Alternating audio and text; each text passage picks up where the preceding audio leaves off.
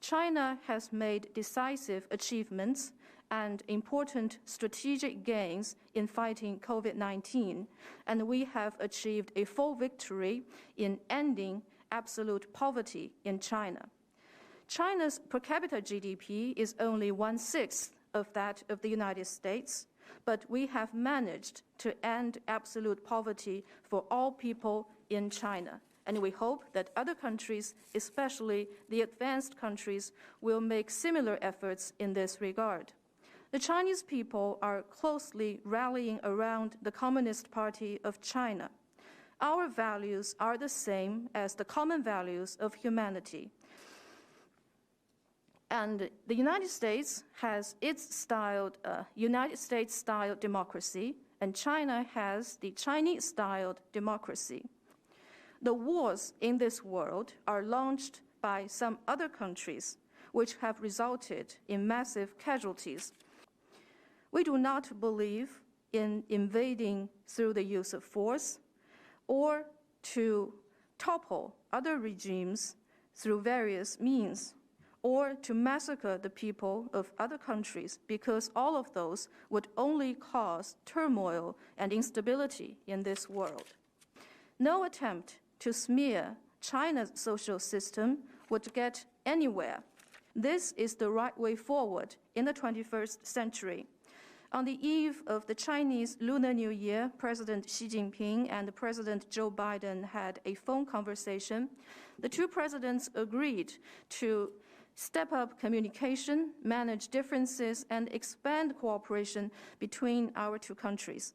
We are having this dialogue today to follow up on the common understandings of the two presidents reached during their phone conversation, and having this dialogue is, in fact, a decision made by the two presidents.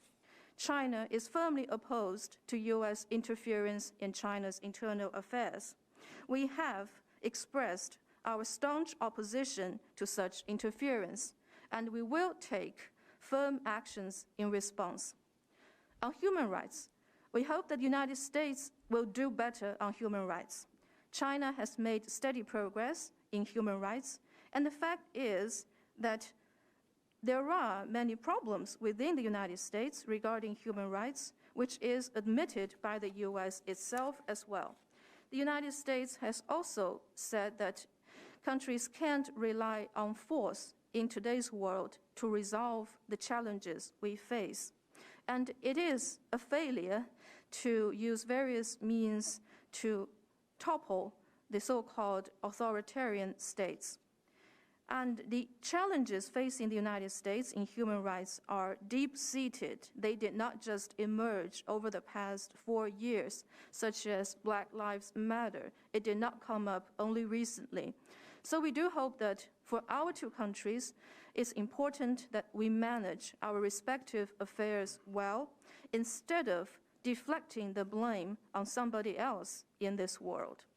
And China-US trade has already achieved a lot, and we should do even better. The overwhelming majority of American businesses in China have said that China's business environment is good, and nobody has forced them to stay in China. They see a profit coming from their presence in China, and they see immense opportunities in China. That's why they are here in China. So the way we see the relationship with the United States is, as President Xi Jinping has said, that is, we hope to see no confrontation, no conflict, mutual respect, and win-win cooperation with the United States. And actually, during the phone call between the presidents, President Biden himself also talked about the importance of having no conflict or confrontation between our two countries. So at our level, I think it's vital that we do everything we can to fully and faithfully follow up and implement the understandings reached between our two presidents and bring back China-US relationship to the track of sound and steady growth. 能力使用方面，美国都是冠军。 On cyber attacks, let me say that Whether it's the ability to launch cyber attacks or the technologies that could be deployed, the United States is the champion in this regard. 倒打一把是不行的。Well, you can't blame this problem on somebody else. So we hope that when talking about universal values or international public opinion on the part of the United States, we hope the U.S. side will think about whether it feels reassured saying those things, because the U.S. does not represent the world, it only represents the government of the United States. And China urges the U.S. side to fully abandon the hegemonic practice of willfully interfering in China's internal affairs. This has been a long-standing issue, and it should be changed. It is time for it to change.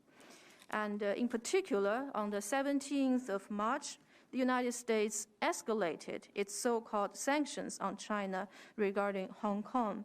And the Chinese people are outraged by this gross interference in China's internal affairs, and the Chinese side is firmly opposed to it. However, just on the day before our departure, the United States passed these new sanctions. This is not supposed to be the way one should welcome his guests. And we wonder if this is a decision made by the United States to try to gain some advantage in dealing with China. But certainly this is miscalculated and only reflects the vulnerability and weakness inside the United States. And this will not shake China's position or resolve on those issues. And let me also say that the phone conversation that President Xi Jinping and President Biden had on the eve of the Chinese New Year is a very important one. And during this phone conversation, they reached some common understandings that have pointed the way forward for us to bring back the China-U.S. relationship onto the right track. I recall well when President Biden was vice president and we were visiting China, and this was in the wake of the financial crisis. There was much discussion then, including with then Vice President Xi Jinping. And Vice President Biden at the time said, it's never a good bet to bet against America. And that remains true today.